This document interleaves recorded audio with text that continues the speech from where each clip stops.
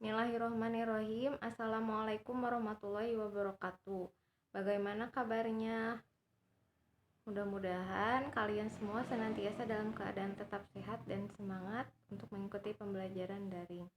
Pada minggu lalu, Ibu sudah meng-share video mengenai perkenalan diri Ibu, kemudian aturan dan penilaian pada mapel kimia, kemudian kompetensi dasar, dan materi yang akan dipelajari dalam mapel kimia di kelas 10 ini. Nah, pada materi yang pertama yaitu mengenai hakikat ilmu kimia dan peran kimia dalam kehidupan. Pada video minggu lalu Ibu sudah share bagaimana pengenalan materi mengenai ilmu kimia dan manfaatnya. Nah, pada hari ini kita akan bahas lebih lanjut ya. Sebelumnya Ibu telah memberikan stimulus beberapa pertanyaan pada minggu lalu. Apakah kalian sudah mengenal tentang ilmu kimia sebelumnya? Nah, apakah itu ilmu kimia? Pada hakikatnya ilmu kimia itu ilmu yang mempelajari susunan materi, struktur materi, sifat materi, dan perubahan materi. Pada dasarnya jawaban yang kalian kirimkan itu sudah betul ya. Jadi ilmu kimia itu tentang perubahan materi, struktur, sifat, dan susunan. Ibu beri contoh dalam perubahan kimia dalam kehidupan sehari-hari supaya lebih tergambar apa itu ilmu kimia. Misalnya contohnya adalah kayu yang dibakar dan berubah menjadi abu. Nah, ketika kayu yang sudah berubah menjadi abu, itu akan terjadi perubahan komposisi, struktur, sifat, dan susunan materinya. Karena apa? Ketika kayu sudah menjadi abu, apakah abu tersebut bisa berubah kembali menjadi menjadi kayu? Tentu tidak.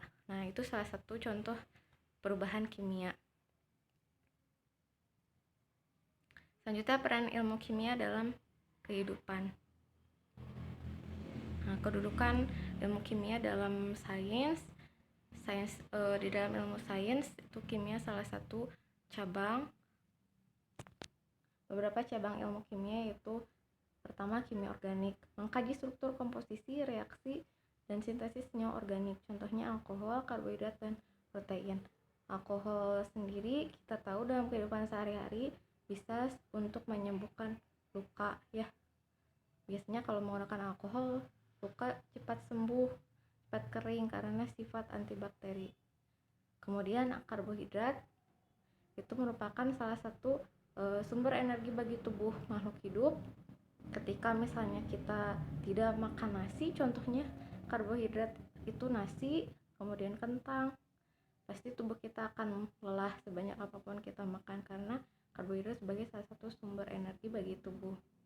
Kemudian bensin seperti yang kita tahu adalah salah satu bahan bakar yang digunakan oleh kendaraan untuk melakukan transportasi. Bensin itu salah satu fraksi minyak bumi yang diolah menggunakan teknologi gitu. Selanjutnya kimia anorganik, mengkaji senyawa anorganik, sifat dan pembuatannya, misalnya garam mineral, senyawa logam, dan material. Contohnya misalnya logam aluminium digunakan untuk perabotan memasak dan lain sebagainya. Selanjutnya kimia analitik, mengkaji penelitian tentang kimia kualitatif dan kuantitatif berkaitan dengan pengembangan aplikasi peralatan analitik. Nah, biasanya kalau kimia analitik ini digunakan dalam bidang analitis, kedokteran, farmasi. Selanjutnya biokimia, ini berkaitan dengan ilmu biologi, khususnya sifat dan komposisi nyawa dalam makhluk hidup serta perubahannya. Kajiannya meliputi karbohidrat, protein, lemak, vitamin, dan enzim yang semuanya merupakan dibutuhkan oleh tubuh makhluk hidup. Selanjutnya, cabang ilmu kimia lingkungan mengkaji masalah lingkungan seperti pencemaran, penanganan limbah, sampah, atau pengadaan air bersih. Biasanya bergerak di bidang BPLH, Badan Pengelola Lingkungan Hidup, kemudian PDAM, pengadaan air bersih. Itu menggunakan ilmu-ilmu kimia. Selanjutnya, kimia farmasi mengkaji tentang penelitian mengenai isolasi zat aktif bahan alam, pembuatan sintesis, dan pengembangan bahan alam yang berkhasiat obat. Misalnya dalam kehidupan sehari-hari, misalnya kalian tahu di dapur ibu kalian misalnya ada kunyit. Nah, kunyit itu biasanya bisa juga digunakan sebagai obat ya. Diambil misalnya ekstrak kunyitnya dan diisolasi bahan aktifnya. Ternyata kunyit itu mengandung kurkumin. Biasanya itu bisa menambah nafsu makan bahan aktif dari kurkumin tersebut dan dijadikan obat. Kemudian kimia fisik itu berkaitan dengan fisika. Kimia pangan itu berkaitan dengan pangan, bahan makanan, zat aditif seperti itu, bahan tambahan makanan seperti gula dan lain sebagainya. Kemudian pembuatan tape yang memerlukan proses fermentasi itu melibatkan proses fermentasi mikrobiologi.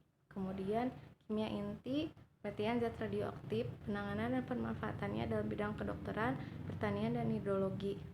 Contohnya dalam bidang kedokteran, salah satu unsur zat radioaktif itu bisa digunakan radioterapi untuk menyembuhkan kanker. Kemudian manfaat ilmu kimia di berbagai bidang kehidupan. Pertama, bidang kedokteran untuk pembuatan obat. Pada pertanian, pembuatan pupuk buatan dan pestisida. Bidang geologi, penelitian unsur yang terkandung bebatuan atau benda alam. Bidang teknik sipil, pelajari kelebihan dan kekurangan suatu material bangunan. Selanjutnya, bidang biologi, penentuan struktur dan sifat senyawa karbohidrat, protein, enzim, lemak, dan asam nukleat. Dalam bidang hukum, pemeriksaan sidik jari dengan larutan AgNO3 atau perak nitrat ya. Jadi perak nitrat itu salah satu larutan dari bahan kimia, biasanya dalam bidang forensik. Kemudian bidang mesin, mempelajari sifat dan komposisi logam yang baik untuk pembuatan mesin. Contohnya dalam pembuatan pesawat terbang, itu akan dipelajari dulu komposisi logam apa nih yang tepat. Kalau misalnya diterbangkan di udara, massa jenis udara dan massa jenis pesawat terbangnya itu harus lebih rendah gitu. Jadi kalau misalnya pesawat terbangnya pakai logam baja itu tidak cocok. Tuh, jadi dicarilah komposisi yang tepat. Kimia dan perkembangan iptek. Ilmu kimia memiliki peranan penting dalam perkembangan iptek. Sebaliknya juga, iptek berperan penting dalam kemajuan ilmu kimia. Sebagai contoh, alat pendeteksi tingkat pencemaran udara, pembuatan komponen mikrochip dari logam silikon, penemuan bahan dasar silikon ini telah membantu sistem kerja teknologi informasi yang sangat memerlukan kecepatan. Pada pertemuan sebelumnya, stimulus yang pertanyaan Ibu berikan, bagaimana nih peran atau manfaat ilmu kimia dalam bidang teknologi, khususnya kalian yang ada di jurusan teknik. Kemudian kebanyakan dari kalian juga sudah menjawab itu karena contohnya salah satunya ada ditemukannya alat pendeteksi pencemaran udara, itu betul ya. Kemudian kita lihat di sini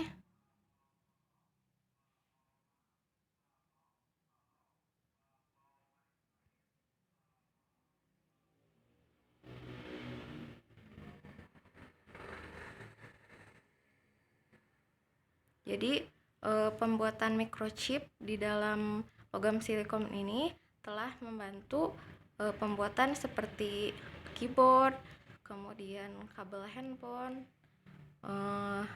monitor. Kan microchip itu seperti di dalam bidang teknologi itu, microchip itu sangat penting ya, salah satu bagian yang penting, yaitu dibuatnya dari logam silikon. Jadi penemuan bahan dasar silikon ini membantu sistem kerja teknologi informasi. Ditemukanlah banyak teknologi canggih seperti komputer dan lain sebagainya. Selanjutnya, peran ilmu kimia dalam menyelesaikan masalah global. Kan sekarang banyak ditemukan sumber energi alternatif seperti alkohol, kemudian pembuatan biogas menggunakan bahan baku kotoran hewan ternak. Dan program Langit Biru misalnya melengkapi knalpot kendaraan dengan katalis konverter karena banyaknya pencemaran udara. Jadi dibuatlah limbah-limbah tersebut, misalnya kotoran hewan ternak juga diolah menjadi bahan yang lebih bermanfaat. Biogas menjadi biogas, kotorannya itu misalnya contohnya kotoran sapi diolah dan akan menjadi sesuatu yang lebih bermanfaat, jadi bahan bakar biogas. Dan banyak lagi contoh-contoh lainnya yang bisa kalian cari lagi di berbagai referensi. Ibu hanya menyampaikan sebagian saja yang Ibu sampaikan. Seperti itu manfaat dan peran ilmu kimia dalam kehidupan. Mudah-mudahan ilmu yang Ibu berikan dapat dipahami dan bermanfaat bagi kalian semua umumnya, dan khususnya bagi Ibu sendiri. Alhamdulillah, pertemuan pada hari ini cukupkan sekian dulu. Kita lanjutkan diskusinya di forum.